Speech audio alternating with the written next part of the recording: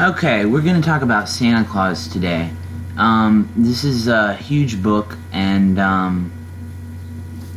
this is just part of, I don't know, 8, 9 sections.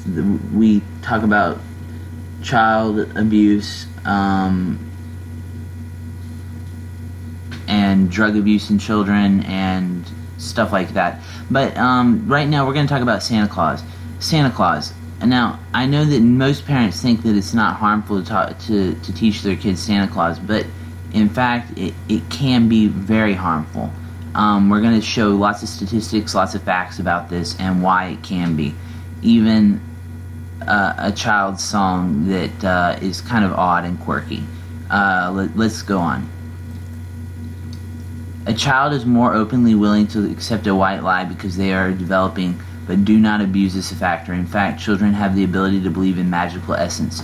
Now, this is not just an opinion of mine. This is not just a theory. This is not just an idea, but this is a fact. I'm about to pop up on the screen a medical analysis, a medical doctor. But there were lots of different doctors that said that they believe in this magical essence. There's a lot of inaccurate information on the World Wide Web that encourages you to perpetrate Santa Claus to your children, but this can result in devastating consequences with some individual use.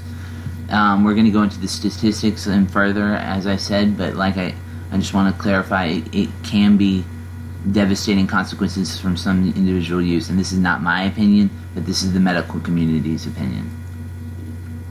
Kids up to 4, 5, 6, 7 live in what we call fantasy life magic years. Dr. Benjamin Siegel, the professor of pediatrics and psychiatry in Boston University of Medicine, retorted. So they live in this world of magical essence where a lot of things are possible, and they seem to have these fantasies. And this has been noted by a lot of doctors, and this is a commonly well-known fact. And as they grow older, they grow out of this, and they begin to look at the world more realistically. But they can buy into a lot of white lies. So what does further evidence support about the damage it can do to children? A psychoeducation professor at University of Montreal says that 22% of kids who found out about truth revolving around Santa Claus felt disappointed, and a more modern statistic is raised drastically, saying that 39% of children felt disappointed. Furthermore, 2 to 6% felt betrayed. Okay, for starters, 39% of children felt disappointed. That's a high statistic.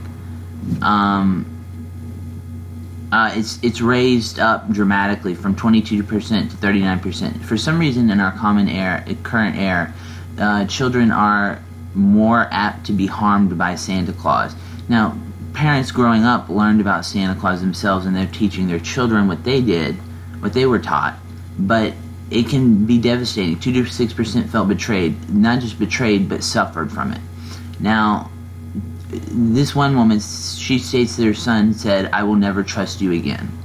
Now, what happened was she lied about Santa Claus, and when he found out, he flipped out, and he said, "I will never trust you again."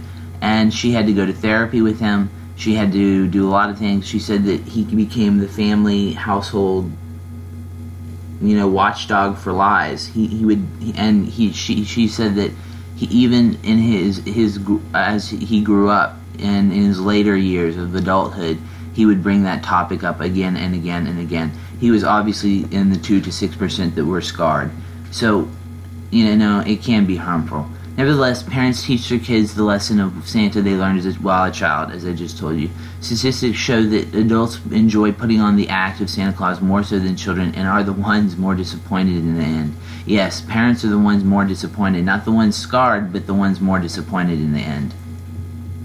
The evidence shows that sources use the words, "Most kids will not be harmed, many kids will be fine, and the majority of children are okay." Do parents really want to place their children in the category "might be okay"? That's up to you. But to denounce what I'm saying is just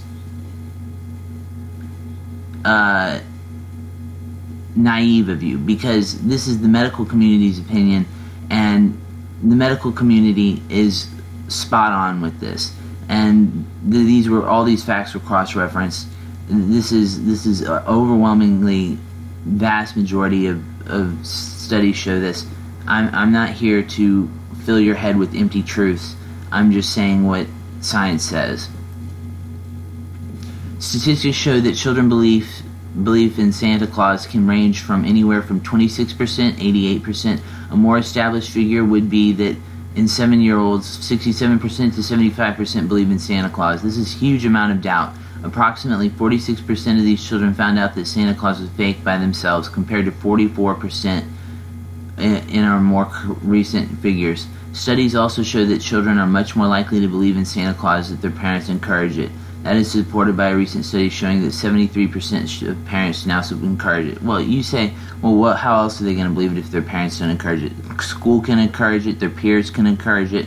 So it's majoritarily the parents, obviously. The ultimate question is, does the fictitious story about Santa Claus play a role in the children's lives as they accept God? Now, if children are going to accept God, does Santa Claus play a role? You may think this is silly, but many scientists say, what's the difference? Is Santa Claus not just one? Is God not just one big Santa Claus? Does acceptance of God develop during these mystical childhood years? Does God have a role at all in this development with Santa Claus? It's just, these are all questions. None of them are statements or facts or but they're theories and they're ideas, and we got questions that we do not have answers to. Another fact that you might be interested in is the song of Rudolph the Red-Nosed Reindeer. I'm going to take out a part of the song and see if you can discover the intrinsic oddity in this part. All of the other reindeer used to laugh and call him names. They never told poor Rudolph to join any reindeer games. Now, obviously, you're not going to be able to stop your child from singing these songs, and it's encouraged, and I think it's funny. I mean, it is kind of funny, but in all truth, it's a little quirky, a little odd.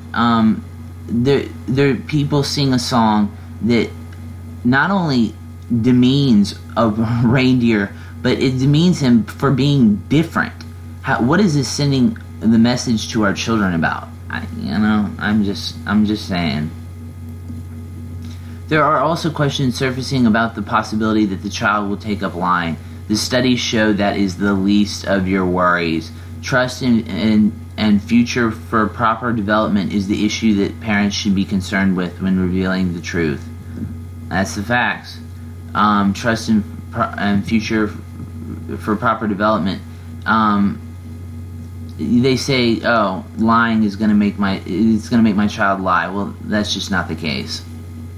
In conclusion, science states very clearly that it is not a good idea to encourage your child to believe in Santa Claus, and it will result in harm further down the road. Not all children will will have this response, but it just takes one.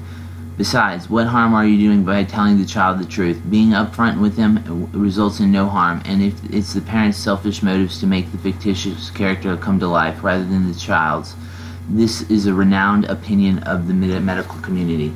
Now, you can denounce this, you can say it's rubbish, you can say it's bullshit, you can say scientists are just full of shit, but the truth of the matter is that this is science, and science is what is leading our world to develop, and you can't just pick and choose what you want to believe.